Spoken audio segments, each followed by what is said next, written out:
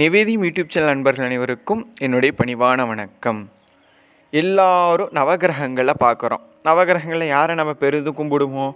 அதிகமாக கும்பிட்றது யாருன்னா சனியை தான். அதுக்கப்புறம் யாரை கும்பிடுவோம்? செவ்வாய் இருக்கார், ராகு கேது இருக்குது, குரு பகவான், இவங்களை தான் நம்ம கண்டுக்குவோம். மீதி நவகிரகங்கள் எதுக்கு இருக்குதுன்னு நமக்கும் தெரியாது. ஆனால் ஏதோ பயிற்சி ஆகிறாங்க, இந்த கட்டத்திலிருந்து இந்த கட்டத்துக்கு போகிறாங்க, இதனால் நம்ம ராசிக்கு இது நல்லது அப்படின்னு மட்டும்தான் நம்ம கண்டுபிடிச்சிருக்கோம்.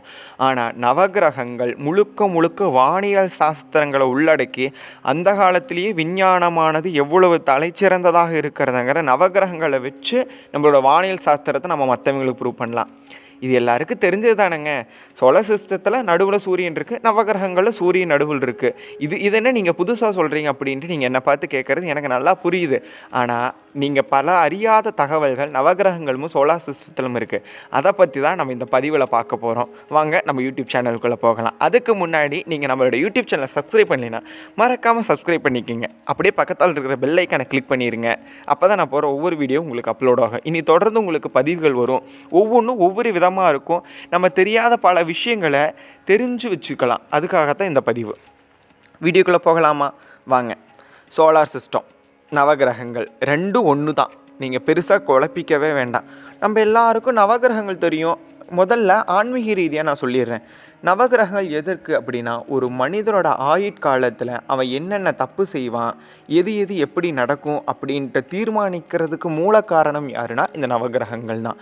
ஒருத்தன் செல்வந்தனாகணும், ஒருத்தனுக்கு மனப்பிரச்சனையும் இருக்கக்கூடாது அப்படின்னா, ஒரு செல்வந்தனாகணும்னு என்ன, அவனுக்கு தேவையான சுக்கிர பலம் இருக்கணும். ஒருத்தனுக்கு அறிவு ஜாஸ்தியாக இருக்கணும் அப்படின்னா அதுக்கு குரு ஆளுமை பெற்றிருக்கணும். ஒருத்தனுக்கு நில சம்பந்தப்பட்டமான பிரச்சனைகள் இருக்கணும் அப்படின்னா அதுக்கு காரணமாக இருக்கணும் செவ்வாய் இருக்கணும். ஒருத்தனுக்கு கர்ம வினையினால் பலன் வேணும் அப்படின்னா யார் கொடுப்பாருனா சனி கொடுப்பாரு.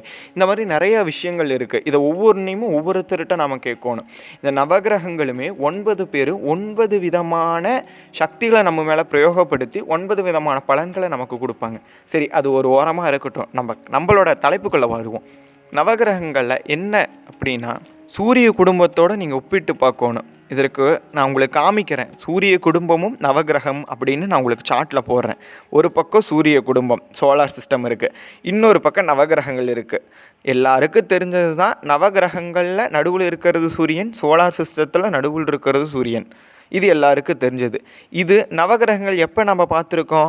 1000 வருடங்களுக்கு 5000 வருடமோ 6000மோ 2000மோ அத்தனை வருடங்களுக்கு முன்னாடி இருக்கிற எல்லா ஆலயங்கள்லையுமே என்ன இருக்குது? நவகிரகங்கள் இந்த அமைப்பில் தான் இருக்குது. ஆனால் சோலார் சிஸ்டத்தில் எப்போ கண்டுபிடிச்சாங்க? இந்த ஒரு 1000, அதாவது இந்த ஒரு 100 நூற்றாண்டுகளுக்குள்ளே தான் என்ன பண்ணியிருக்காங்க? கண்டுபிடிச்சிருக்காங்க. மிஞ்சி போனால் ஒரு 1600 கலீலியோ கண்டுபிடிச்சிருக்காரு. இப்போ பாருங்கள், நடுவில் யார் இருக்கா? சூரியன் இருக்கார். அதே மாதிரி சூரிய குடும்பத்தில் யார் நடுவில் இருக்கா? சூரியன். எல்லாருக்கும் தெரிஞ்சதான். அடுத்து சூரியனுக்கு அடுத்த கிரகம் என்னென்னு கேட்டால் ஒரு சிலருக்கு தெரியும். என்னென்னா மெர்க்குரி, அதாவது வெள்ளி கிரகம். நீங்கள் அப்படியே நவகிரகங்களில் பாருங்கள், சூரியனுக்கு முன்னாடி இருக்கிற கிரகம் என்னது? சுக்கிரன், அதாவது வெள்ளிக்கோளுன்ற நம்ம சொல்லுவோம். அடுத்த ஒரு விஷயம் இருக்குது. நீங்கள் நவகிரகங்களில் என்னைக்காவது இந்த ராகு கேதுவை பார்த்தீங்கன்னா, ராகு கேதுக்கு ஒரு கிரக அந்தஸ்து கொடுத்துருக்க மாட்டாங்க. கிழமைகளில் பார்த்தீங்கன்னா ஞாயிறில் ஆரம்பித்து சனியோடு முடிஞ்சிடும். இந்த 2 ராகு கேதுவை என்ன பண்ணுவாங்கன்னா நிழல் கிரகம் அப்படின்னு சொல்லுவாங்க. ஒரு நாளில் ஒரு பர்டிகுலர் டைமிங்கை வந்து அவங்களுக்கு கொடுத்துருப்பாங்க. அதுதான் என்னது? ராகு காலம், யமகண்டம்னு சொல்லுவோம். இந்த 2 தான் ராகு கேதுக்கு உண்டான நேரங்கள். அதே மாதிரி சோலார் சிஸ்டத்தில் பார்த்திங்கன்னா உங்களுக்கு யுரேனஸ் நெப்டியூனை கோள்களோட பட்டியலில் வச்சுருக்க மாட்டாங்க. ஏன்? அதற்கான காரணம் என்னென்னா, அது 2ம் நீர் மற்றும் வாயுவால் நிரப்பப்பட்ட கோள்கள். 2மே ஐஸ் கட்டியாக இருக்கிற கோள். அதனால் அதுக்கு 2க்கு என்னது? கோள்களோட அந்தஸ்து கம்மியாக தான் இருக்கும். அதனால் இதுக்கும் அதுக்கு வித்தியாசம் நீங்கள் பார்த்தீங்களா? அடுத்து இந்த யுரேனஸ் நெப்டியூனுக்கு அடுத்து, அதாவது பின்னாடி இருக்கிற கிரகம் எது பார்த்தீங்க அப்படின்னா சனி, சேட்டன்னு சொல்லுவோம். அதே மாதிரி நவகிரகங்களில் பார்த்தீங்கன்னா சூரியனுக்கு நேர் பின்னாடி இருக்கிற கோள் என்னது தான்? சனி. பார்த்தீங்களா? நம்ம எல்லாருக்கும் என்ன தெரியும்? பொதுவாக சூரிய குடும்பத்தில் சூரியன் நடுவில் இருக்குது, மற்ற கிரகங்களில் சும்மா சுற்றி இருக்குது. ஆனால் சோலார் சிஸ்டத்தில் இருக்கிற மாதிரியே தான் என்ன இருக்குது? நமக்கு நவகிரகங்கள்லேயும் இருக்குது அப்படின்ட்டு நம்ம புரிஞ்சுக்கலாம். நிறைய பேருக்கு ஒரு குழப்பம் இருக்குது. ஏன் இதில் சந்திரன் இருக்குது, நம்ம பூமியில் தானே இருக்கோம். சோலார் சிஸ்டம்னு எடுத்துக்கிட்டிங்கன்னா அங்கே பூமி இருக்குது, இங்கே நிலா வச்சுருக்காங்க அப்படின்ட்டா, அதாவது பூமியானது நாம் வாழ்ந்து கொண்டிருக்கிற கிரகம். அதை ஒரு கோளாக எடுத்துக்காமல் அந்த இடத்துல நமக்கு சப்ஸ்டியூட்டாக யாரை போட்டிருக்காங்க அப்படின்னா சந்திரனை போட்டிருக்காங்க. ஏன்னா பூமியானது சந்திரன் இல்லாமல் என்னாக முடியாது, இயங்க முடியாது. சூரியனும் சந்திரன் 2 இருந்தால் தான் பூமியானது என்னாகும், ஒரு உயிர்ப்போடு இருக்கும் அப்படின்ட்டு. இப்போ நிலம் அழிஞ்சு போயிடுச்சுன்னா ஆட்டோமேட்டிக்காக என்ன ஆகும், பூமியானது தன்னோட நிலையை வந்து என்ன ஆயிரும், மாறிடும். அதுதான். சரி வாங்க, இப்போ நவகிரகங்களை பற்றி நம்ம கொஞ்சம் தெரிஞ்சுக்கலாம். நவகிரகங்களில் யார்கிட்ட இருந்து ஆரம்பிப்போம்? நடுவில் சூரிய தேவன், எல்லாருக்கும் தெரிஞ்சவர் தான் சூரிய தேவன். அடுத்து சந்திரன், செவ்வாய், புதன், வியாழன், வெள்ளி, சனி, ராகு, கேது. இதில் ஒவ்வொருத்தரும் ஒவ்வொரு விதமான சக்திகளை நம்ம மேலே பிரயோகப்படுத்தி ஒவ்வொரு விதமாக நம்மளை ஆள்றாங்க. அதாவது இந்த பூமியில் வந்து நம்ம எல்லோரும் என்ன தான் ஒரு பொம்மலாட்டத்தில் கயிறு கட்டி தொங்க விட்டுருக்கிற பொம்மைகள் தான். நான் ஏற்கனவே நிறையா பதிவுகளில் சொல்லியிருக்கேன். நம்மளை ஆட்டி விற்கிறவங்க தான் யார்? இந்த நவகிரகங்கள். இந்த நவகிரகங்கள் நினச்சா ஒரு மனிதனை தலைகளாக மாற்ற முடியும். அரசனாக இருக்கிறவனே ஆண்டியாகவும், ஆண்டியாக இருக்கிற அரசனாகவும் கொடுப்பார். இது 2-3 பழமொழிகளில் சொல்லுவாங்க. சனி கொடுக்கையில் எவர் தடுப்பார், ராகுவை போல் கொடுப்பாரும் இல்லை கெடுப்பாரும் இல்லை, சந்திரனும் கெட்டதும் பெண்ணாலே அப்படின்ற நிறையா விஷயங்கள் இருக்குது. வாங்க ஒவ்வொருத்தரும் எந்த விஷயங்களை வந்து என்ன பண்ணுவாங்க அப்படின்ட்டு பார்க்கலாம்.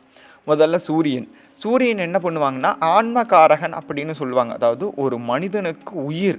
நம்ம எல்லோரும் சொல்லுவாங்க, என்ன இந்த உடலில் இருந்து உயிர் எப்படி பிரியும், ஒரு உஷ்ணம் வந்து இந்த உடம்புல இருக்கிற சூடு எப்போ நம்மளை விட்டு வெளியே போகுதோ அதுதான் உயிரானது, நம்ம மரணம் அப்படின்னு சொல்லுவாங்க. இந்த உடம்புல இருக்கிற உஷ்ணம் யாரோட தொடர்புடையது? சூரியனோடு தொடர்புடையது. அடுத்து உயிருக்கு அப்புறம் 2வது என்னங்க முக்கியமானது? மனம். அதாவது மனத்தை யார் கட்டுப்படுத்துகிறா அப்படின்னா சந்திரன். ஒருத்தரோட ஜாதக கட்டத்தில் சந்திரனானது பலவீனம் கம்மியாக இருந்ததுன்னா அவங்களுக்கு இந்த மன வளர்ச்சி இந்த மாதிரி பிரச்சனையெல்லாம் இருக்கும் அப்படின்னு சொல்லுவாங்க. நிறைய டென்ஷன் ஆவாங்க. இது வந்து சந்திரனோட ஆதிக்கத்தால் நிகழக்கூடியது. அடுத்து இப்போ ஒரு மனுஷன் இருக்கான் அப்படின்னா அவனுக்கு அடுத்த என்ன தேவை அப்படின்னா வாழ்கிறக்கு ஒரு இருப்பிடம். செவ்வாய் கிரகம்தான் ஒரு மனிதனுக்கு எவ்வளோ நிலம் வேணும், அவனுக்கு நிலத்தில் இருக்கிற தோஷங்கள் இது எல்லாத்தையும் நிவர்த்தி பண்ணி கொடுக்கறது யார்? இந்த செவ்வாய். அடுத்து புதன் எதுக்குங்க இருக்கார்? இந்த புதனுக்கான சக்தி என்ன அப்படின்னு நிறையா பேருக்கு தெரியாது. புதன் தாங்க ஞானக்காரகன். கலைகள் எல்லாம் கொடுக்கறது குருன்னு நம்ம நினச்சிட்ருக்கோம். ஆனால் குரு கலைகள் கொடுப்பாரு. ஆனால் அந்த கலைகளுக்கும் முதன்மையான அதாவது பேசிக் குவாலிஃபிகேஷன் ஒன்று இருக்கும்ல, 1லிருந்து 10வது வரைக்கும் படித்தா தான் நமக்கு அடுத்த டிகிரி படிக்கிறதுக்கான சக்தியெல்லாம் நமக்கு தெரியும். அதாவது விஷயங்கள் தெரியும். அந்த மாதிரி தான் அடிப்படை அறிவு யார் தான் தருவார்னா புதன் தான் தருவார். அடுத்து குரு வந்து என்ன ஸ்தானத்தில் இருக்காருன்னா ஒரு மனிதனுக்கு எவ்வளவு விஷயங்கள் தேவை, அது இப்படியெல்லாம் தான் இருக்கணும் அப்படின்ட்டு யார் சொல்லுவார் அப்படின்ட்டா இந்த குரு தான் சொல்லுவார். உனக்கு எவ்வளோ தேவை, உனக்கு இது தேவை கிடையாது, நீ இந்த விஷயங்களை இந்த விஷயங்களில் நீ இருக்காத. அதாவது ஒருத்தருக்கு குரு வந்து உச்சத்தில் வந்தால் அவர் செய்கிற எல்லா காரியமும் என்னாகும், வெற்றி அடையும் அப்படின்னு வந்து சொல்லுவார். அடுத்து சுக்கிரன் ரொம்ப முக்கியமான கிரகமும் கூட. நிறைய பேருக்கு இவரை பற்றி தெரியல. சுக்கிரன் தான் நம்மளோட வாழ்க்கை வந்து எந்த நிலைமையில எப்படி புரட்டி போடலாங்கிறதுக்கான சக்தி இவர்கிட்ட தான் இருக்குது. சுக்கிரன் என்ன பண்ணுவார் அப்படின்னா ஒருத்தருக்கு கிடைச்ச கல்வி செல்வம் இந்த 2மே நிலையாக இருக்கிறதுக்கு காரணம் யார் அப்படின்னா இந்த சுக்கிரன் தான். அடுத்ததாக ரொம்ப முக்கியமானவர், எல்லாருக்கும் தெரிஞ்சவர் யார் அப்படின்னு பார்த்தா சனி. நாம் செய்த நல்வினை தீவினை யாவற்றிற்கும் தக்க பலனை அளிக்கக்கூடியவர் யார் அப்படின்னா சனி தாங்க. அடுத்ததாக நிழல் கிரகங்களாக இருக்கிற ராகு கேது. ராகு நல்ல விஷயங்களும் பண்ணுவார், கெட்ட விஷயங்களும் பண்ணுவார். ஆனால் அவர் யாரு கூட இருக்கிறாங்கிறத பொறுத்து. ராகு கேது 2 பேருமே ஒரே விதமான பலன்களை தான் கொடுக்கக்கூடியவங்க. ஆனால் இருவருக்கும் உண்டான சக்திகள் வந்து எப்படி இருக்குன்னா வேறையாக இருக்கும். சரி, இப்போ நம்ம வழக்கம் போல் ஆன்மீகத்துக்குள்ளே போயிடலாம். கோயிலுக்கு போகும் பொழுது கண்டிப்பாக எல்லா சன்னதிகளையும் வணங்கின பிறகு தான் நவகிரக சன்னதிக்கு வரணும். கடைசியாக வந்து தான் என்ன பண்ணணும் அப்படின்னா நம்ம நவகிரகங்களை கும்பிடணும். நவகிரகங்களில் முறையாக வழிபட்டு எல்லாம் உள்ள பரம்பொருளின் திருவுருளை பெற வேண்டுகிறேன். நன்றி, வணக்கம். திருச்சிற்றம்பலம்.